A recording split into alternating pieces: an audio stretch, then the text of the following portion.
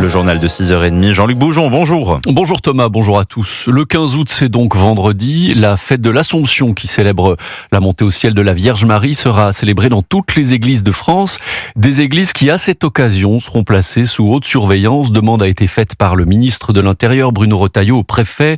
Depuis le début de l'année, le nombre d'actes antichrétiens a en effet augmenté de 13%, passant de 354 à 400 par rapport à la même période de l'an dernier. Les églises seront donc protégées par les forces de l'ordre pour cette date importante.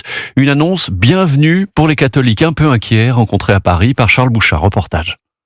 Sur le parvis de Notre-Dame, les catholiques s'inquiètent de potentiels nouveaux actes antichrétiens lors de la fête de l'Assomption. On est quand même un pays marqué par le terrorisme et on est quand même, je pense, aux premières loges pour être attaqué, ou surtout la religion catholique. Le fait de religion est attaqué. Il y a toujours des fous furieux qui se débrouillent pour mettre la pagaille. Le 15 août, les églises feront l'objet d'une attention toute particulière des forces de l'ordre. Le dispositif de sécurité sera notamment renforcé lors des offices et des pèlerinages. C'est triste d'en arriver là, surtout à notre époque, et puis il faut bien défendre notre religion. Quand on voit ce qui se passe dans d'autres pays, et même chez nous aussi occasionnellement, je comprends qu'on prenne des précautions. C'est quand même la religion la plus persécutée au monde. Et face à ces appréhensions, le père Hervé Gilles du diocèse de Strasbourg souhaite remettre la religion au cœur des préoccupations. Il appelle tous les fidèles à se remémorer le message de cette grande fête chrétienne. L'Assomption, c'est le fait de s'assumer. Il ne faut pas vivre dans la peur. Malgré les persécutions, malgré ces situations d'insécurité et tout, on implore la clémence divine et on demande de prendre courage. Il espère ainsi voir de nombreux catholiques dans les rues vendredi pour participer à des processions et commémorer l'élévation au ciel de la Vierge Marie. Reportage de Charles Bouchin. La canicule, suite et pas la fin. La vague de chaleur continue de s'abattre sur la France. Hier, les 41 degrés ont été allègrement franchis, notamment en Gironde et dans les Landes. 14 départements seront en vigilance rouge à partir de ce midi. Le Rhône, l'Isère, la Drôme et l'Ardèche rejoignent 10 départements du sud-ouest déjà colorés en rouge hier. 65 départements sont eux en alerte orange. Bref, c'est toute la France qui suffoque et qui va continuer d'avoir très chaud au moins jusqu'à dimanche. D'où un gouvernement qui multiplie les messages de prévention et qui reste en alerte. Alexis Bourdon. Oui, selon le ministère de la Santé, la moitié de la population est actuellement confrontée à un phénomène de chaleur. Des records ont été battus un peu partout hier alors que Météo France évoque des températures d'un niveau exceptionnel dans le sud-ouest. À Bordeaux, le thermomètre affichait 41,5 degrés en fin de journée. Lors d'une conférence de presse, Catherine Vautrin, la ministre de la Santé, a rappelé les conseils de prévention pour supporter cet épisode caniculaire. Chacun de nos concitoyens doit se souvenir qu'il faut rester au frais, s'hydrater le plus possible en buvant évidemment de l'eau, faire attention à ses proches, aux personnes que l'on connaît qui sont des personnes isolées. Ensemble, on apporte les solutions les plus concrètes possibles pour répondre aux attentes de nos concitoyens. Le gouvernement a également mis en place un numéro vert canicule, le 0800 06 66 66, un numéro gratuit pour obtenir des renseignements concernant les fortes températures. Cet épisode de chaleur devrait durer au moins jusqu'en fin de semaine prochaine, prévient Météo France. Les précisions d'Alexis Bourdon.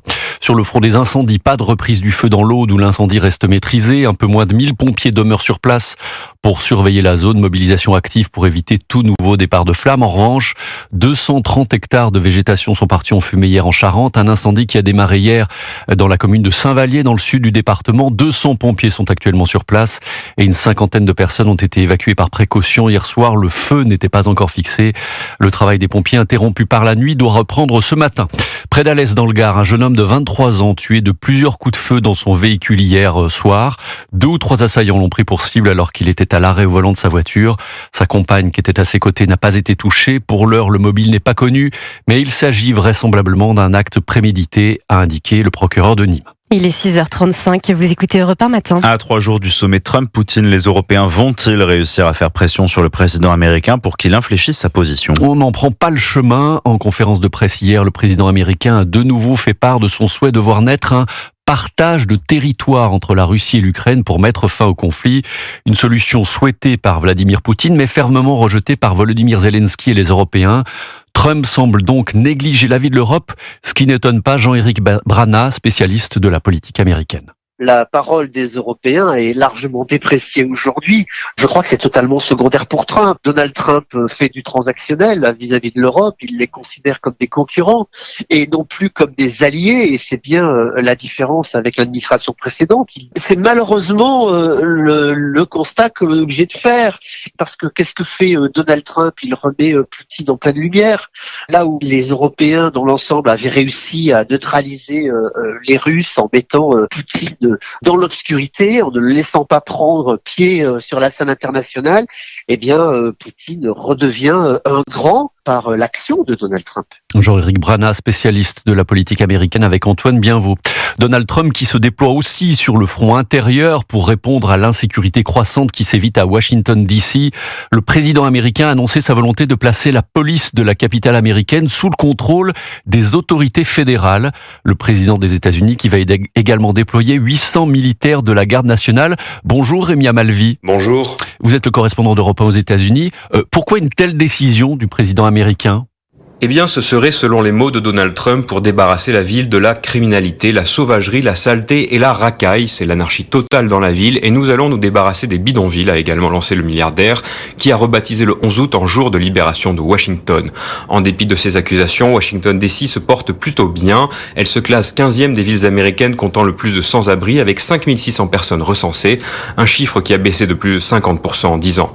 Les homicides et les crimes violents ont également chuté de plus de 30% l'an dernier, atteignant leur niveau le plus bas en 20 ans. En fait, Donald Trump est accusé par son opposition de vouloir s'en prendre à l'indépendance relative de la capitale. Washington DC n'est rattaché à aucun État américain et son administration est quasiment entièrement gérée par le Congrès. Un statut que n'apprécie pas du tout le président américain. En mars dernier, il avait signé un premier décret pour accroître le pouvoir de son administration sur la capitale, notamment en matière de lutte contre l'immigration clandestine. Merci Rémi Amalvi, correspondant d'Europe 1 aux États-Unis. Le retour en France, en Alsace-Moselle, précisément, où le projet de François Bayrou de supprimer des jours fériés inquiète les habitants. Oui, on ne le sait pas forcément, mais l'Alsace et la Moselle bénéficient de 2 jours fériés supplémentaires, le 26 décembre et le vendredi saint, héritage de leur histoire. Or, François Bayrou, qui dans sa lettre aux partenaires sociaux a confirmé son intention de supprimer 2 jours fériés pour tous, ce qui ferait rentrer 4 milliards d'euros dans les caisses, a laissé planer le doute sur ses intentions concernant les cas particuliers de l'Alsace et de la Moselle. Une députée du Haut-Rhin qui a pu s'entretenir avec lui assure que ce ne sera pas le cas et tient à rassurer les Alsaciens mosellans. Mais l'inquiétude persiste. Reportage à Strasbourg de la correspondante d'Europe 1, Mélina Fachin. Toucher à leurs 2 jours fériés supplémentaires, c'est de l'ordre du sacrilège pour les Alsaciens. Bien sûr, ça fait partie de notre patrimoine. La Saint-Étienne le 26 décembre et le vendredi saint, celui juste avant Pâques, ils y tiennent fermement. Alors tout le monde est rassuré de savoir que François Bayrou s'engage a priori à les maintenir. Oui, je suis complètement d'accord, on n'y touche pas. On y tient, on est en Alsace. Et l'Alsace a beaucoup souffert. 3 guerres, 3 changements de régime. Et ces jours-là font partie de nos valeurs. Faut pas nous embêter avec ça.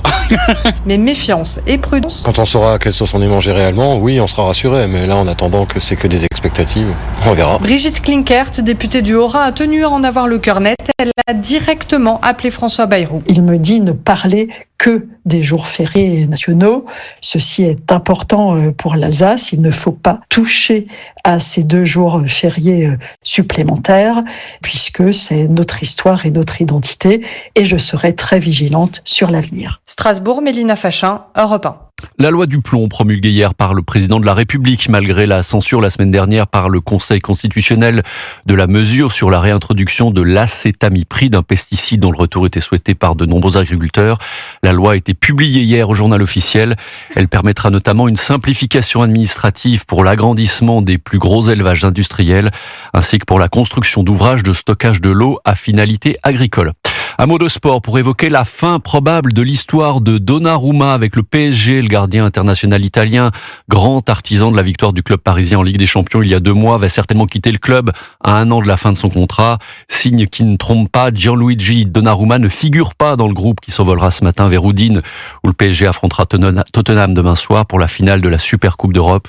Le Paris Saint-Germain, qui vient de recruter le gardien lillois et grand espoir du foot français Lucas Chevalier, compte bien l'aligner demain soir. Partons à Marseille, où depuis quelques temps on utilise des algues pour endiguer l'érosion du littoral. Écoutez. Pour que pour que la mer cesse. Écoutez Jean-Luc Boujon, c'est une histoire qui me surprend un peu. Pour que la mer cesse de gagner du terrain, des tonnes d'algues de Posidonie ont été mélangées au sable, des algues qui ne sont donc plus ramassées au bord de l'eau.